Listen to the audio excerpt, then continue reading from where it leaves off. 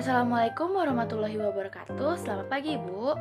Sebelumnya, izinkan saya untuk mengawali presentasi ini dengan sebuah ilustrasi, di mana ada satu orang ibu yang mempunyai dua anak.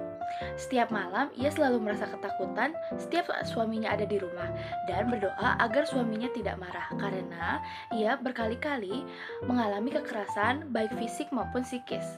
Ketika akhirnya ia memberanikan diri untuk melapor kepada pihak yang berwajib, ia justru dihadapkan dengan sebuah pertanyaan yang sangat berat, yaitu, "Ibu mau suami ibu dipenjara? Lalu, siapa yang akan menafkahi anak-anak ibu bila suami ibu dipenjara?" Ini bukan sebuah cerita fiksi belaka, melainkan realitas ribuan perempuan di Indonesia. Dan ini menunjukkan keterbatasan sistem peradilan kita yang hanya fokus pada hukuman.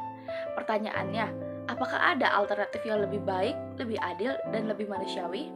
Hari ini saya akan menjelaskan perbandingan bagaimana dua sistem hukum besar di dunia menerapkan pendekatan restoratif justice dalam kasus KDRT. Sebelumnya, perkenalkan, nama saya Anissa Dwi Putri Yogaswara dengan NPM 2310205 dari kelas E. Presentasi saya kali ini berjudul Konsep Kekerasan dalam Rumah Tangga dan Perlindungan Hukum bagi Perempuan dengan menggunakan metode studi perbandingan mekanisme restoratif justice dalam sistem common law dan civil law. KDRT adalah pelanggaran HAM yang berdampak luas, terutama terhadap perempuan dan anak. Data Komnas Perempuan menunjukkan peningkatan kasus yang signifikan, khususnya di tahun 2019. Dan ini baru yang terlapor, kita tidak tahu yang belum terlapor. Masalahnya, pendekatan hukum konvensional kita yang fokusnya menghukum pelaku dengan penjara ternyata tidak selalu memberikan solusi terbaik bagi korban. Seperti ilustrasi tadi, suami di penjara, siapa yang akan menafkahi keluarga? Istri dan anak justru bisa makin menderita secara ekonomi. Disinilah muncul pendekatan baru yang lebih humanis, yaitu restoratif justice. Pendekatan ini mengubah paradigma dari pembalasan menjadi pemulihan, bukan hanya menghukum, tapi menyembuhkan. Dan menariknya, pendekatan ini berkembang berbeda di sistem hukum yang berbeda pula. Sebelum kita membandingkan, penting untuk memahami bahwa perbandingan hukum bukan hanya sekedar melihat pasal demi pasal. Kita harus melihat konteks budaya, sejarah, dan cara berpikir masyarakatnya. Ada dua pendekatan dalam perbandingan hukum. Yang pertama, fungsional, yang melihat hukum sebagai alat untuk menyelesaikan masalah universal. Lalu yang kedua ada kulturalis, yang menekankan bahwa hukum adalah produk budaya yang unik dari setiap negara.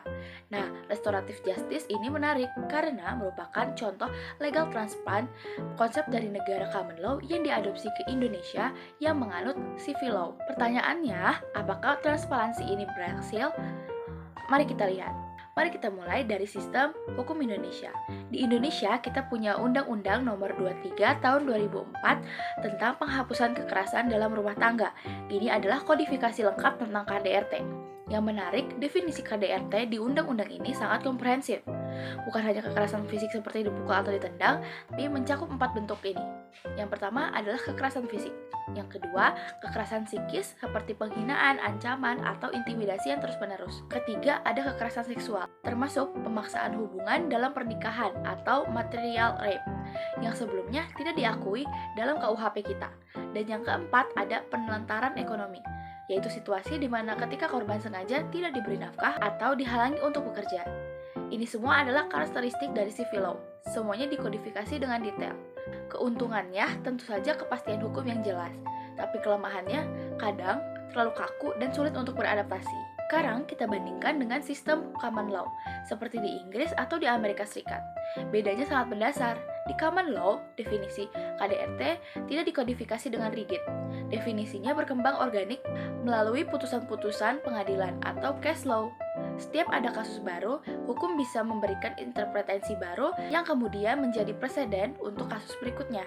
Sistem ini lebih fleksibel dan adaptif. Hukum bisa berkembang mengikuti dinamika sosial, tapi ada harganya juga. Kadang bisa menimbulkan ketidakpastian karena sangat bergantung pada interpretasi hakim.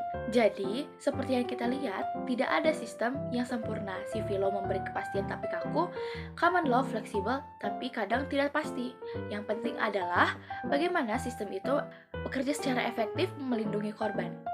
Nah, sekarang kita masuk kepada jantung pembahasan, yaitu restoratif justice. Selama ini, sistem peradilan kita hanya fokus pada punishment. Pelaku salah, pelaku dihukum, selesai. Tapi, restoratif justice mengubah paradigma ini. Fokusnya bukan pembalasan, tapi pemulihan dan penyembuhan. Ada 4 prinsip yang harus kita ketahui. Yang pertama ada inklusivitas, yaitu melibatkan semua pihak yang terdampak, bukan hanya pelaku dan korban. Yang kedua ada encounter, yaitu memfasilitasi dialog langsung yang aman. Ketiga ada repair, yaitu bagaimana memperbaiki kerugian yang sudah terjadi. Keempat ada reintegrasi, yaitu mengembalikan pelaku dan korban ke kehidupan yang normal dan produktif. Kedengarannya ideal banget bukan? Tapi kita juga harus hati-hati, terutama dalam konteks KDRT yang penuh dengan ketimpangan kekuasaan antara pelaku dan korban. Indonesia sebenarnya sudah mulai mengadopsi pendekatan restoratif ini. Ada beberapa regulasi di berbagai tingkatan. Yang pertama, tingkat kepolisian. Peraturan Kapolri nomor 8 tahun 2021 memberikan kewenangan untuk menerapkan pendekatan restoratif. Unit PPA di kepolisian berperan sebagai mediator untuk memfasilitasi dialog antara pelaku dan korban. Lalu di tingkat kejaksaan, ada peraturan Jaksa Agung nomor 15 tahun 2020. Ini mengatur kapan penuntutan bisa dihentikan. Syaratnya ketat, yaitu pelaku baru pertama kali melakukan, yang kedua ancaman pidana tidak lebih dari 5 tahun, dan yang ketiga sudah ada pemulihan keadaan. Dan yang terakhir ada di tingkat pengadilan. Peraturan Mahkamah Agung nomor 3 tahun 2017 mewajibkan hakim mempertimbangkan kesetaraan gender dan menginformasikan hak restitusi kepada korban. Jadi kerangka hukumnya sebenarnya sudah ada. Yang jadi PR adalah bagaimana pengimplementasiannya di lapangan. Sekarang kita lihat bagaimana negara-negara common law menerapkannya, dan ternyata mereka juga punya mekanisme yang sangat variatif dan menarik. Yang pertama ada victim offender mediation, yaitu mediasi langsung dengan pengawasan yang sangat ketat untuk memastikan keselamatan korban. Yang kedua ada family group conferencing. Ini unik karena melibatkan keluarga besar, teman, bahkan pendukung korban. Jadi ada support system yang kuat. Yang ketiga ada circle sentencing. Diterapkan terutama di komunitas adat seperti di Kanada dan Australia. Komunitas ikut menentukan konsekuensi dan rencana pemulihan. Dan yang keempat ada restoratif containing. Peringatan restoratif oleh polisi tanpa harus ke proses peradilan formal. Yang penting dicatat adalah semua mekanisme ini punya syarat yang sangat ketat, yaitu tidak ada ancaman berkelanjutan, pelaku harus mengakui dan bertanggung jawab, dan yang paling penting korban harus bersedia secara sukarela tanpa ada tekanan apapun. Tetap mengutamakan safety first. Nah, berbicara tentang restoratif justice, kita tidak boleh melupakan hal yang paling krusial, yaitu perlindungan bagi korbannya, terutama untuk perempuan dan anak. Perlindungan ini ada 2 dimensi. Yang pertama, perlindungan yuridis atau hukum. Ini lengkap diatur dalam UU PKDRT pasal 10. Korban berhak mendapatkan perintah perlindungan dari pengadilan, restitusi, dan kompensasi finansial, bantuan hukum gratis, pendampingan dari pekerja sosial, pelayanan kesehatan, sampai bimbingan rohani sesuai dengan kepercayaan masing-masing. Dimensi kedua adalah perlindungan non-yuridis. Ini mencakup layanan sosial, kesehatan mental, karena trauma KDRT sangat serius. Pendidikan, dan yang sangat penting adalah pemberdayaan ekonomi. Kenapa?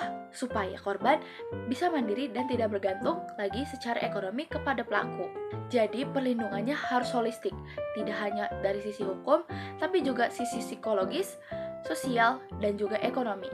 Pertanyaannya sekarang adalah seefektif apa pendekatan restoratif justice untuk kasus KDRT? Mari kita lihat keunggulannya dulu. Pendekatan ini memberdayakan korban karena mereka punya voice dan kontrol dalam prosesnya. Fokus pada pemulihan holistik bukan hanya hukuman fisik, menghindari reviktimasi yang sering terjadi di pengadilan, dan melindungi ekonomi keluarga karena pelaku tidak dipenjara. Penggunaan kognitif behavioral terapi dalam pendekatan restoratif berhasil meningkatkan self-love penyintas KDRT dari hanya 14% menjadi 100%. Ini peningkatan yang sangat luar biasa signifikan. Tapi ada tantangannya juga. Di Indonesia, budaya patriarki masih sangat kuat, sering membuat mediasi didominasi oleh pelaku. Ada tekanan sosial yang luar biasa untuk memaafkan demi kebutuhan keluarga. Resiko kekerasan berulang juga tinggi kalau pengawasannya tidak ketat. Dan yang paling krusial adalah implementasi di lapangan masih jauh dari kata optimal karena keterbatasan SDM dan lemahnya sistem pengawasan. Jadi pendekatan ini sangat bagus di atas kertas, tetapi di reality butuh kerja keras untuk membuatnya benar-benar efektif. Sekarang saatnya kita menarik benang merah dari perbandingan ini. Sistem civil law Indonesia memberikan kepastian hukum melalui kodifikasi yang jelas, tapi kadang terlalu rigid. Sementara common law justru lebih fleksibel dengan sistem pengawasan yang lebih ketat dalam implementasi restoratif justice. Tapi yang sangat penting untuk kita pahami adalah kita tidak bisa mengatakan satu sistem lebih superior dari sistem yang lain, karena setiap sistem punya kekuatan dan kelemahannya terkait dengan konteks sosial dan budaya. Indonesia bisa dan harus belajar dari pengalaman negara common law, khususnya dalam hal ini pengawasan ketat dan keterlibatan aktif masyarakat sipil. Tapi kita tidak bisa mengcopy paste begitu saja. Harus tetap ada adaptasi kritis dengan mempertimbangkan budaya dan nilai lokal kita. Dan tantangan terbesar untuk kedua sistem ini adalah bagaimana menerapkan restoratif justice tanpa mengorbankan keselamatan dan keadilan bagi korban. Ini membutuhkan transformasi yang mendasar, bukan hanya sistem hukum, tapi juga dalam budaya hukum. Dan yang paling fundamental adalah struktur patriarki yang masih sangat mengikat dan mengakar di masyarakat kita. Baik, tidak terasa kita telah sampai di akhir presentasi. Izinkan saya untuk menyampaikan kesimpulan dan saran. Kesimpulannya, yaitu restoratif justice memiliki potensi besar untuk memberdayakan korban dan memulihkan trauma. Tapi, kita juga harus melihat realitasnya. Efektivitas sangat bergantung pada konteks, terutama bagaimana kita menangani budaya patriarki yang masih kuat. Untuk mengatasi hal ini, saya mempunyai beberapa saran. Yang pertama adalah kita butuh undang-undang khusus tentang restoratif justice yang berperspektif feminis yuridis, dirancang khusus untuk melindungi kepentingan perempuan. Yang kedua, pelatihan intensif sensitif gender untuk seluruh aparat penegak hukum. Mereka harus benar-benar memahami dinamika kekerasan berbasis gender. Yang ketiga, ada penguatan perlindungan korban secara komprehensif. Perintah perlindungan yang benar-benar efektif seperti rumah aman yang mudah diakses, konseling trauma, dan yang sangat krusial adalah pemberdayaan ekonomi. Yang keempat, ada sistem monitoring yang ketat untuk mendeteksi sedini mungkin jika terjadi kekerasan berulang. Dari sini kita belajar bahwa restoratif justice dalam KDRT harus diterapkan dengan sangat hati-hati. Prioritas utama kita adalah keselamatan dan keadilan bagi korban, karena pada akhirnya yang ingin kita ubah bukan hanya prosedurnya, tetapi struktur ketimpangan yang menjadi akar dari kekerasan rumah tangga itu sendiri. Demikian presentasi dari saya. Terima kasih atas perhatiannya. Wassalamualaikum warahmatullahi wabarakatuh.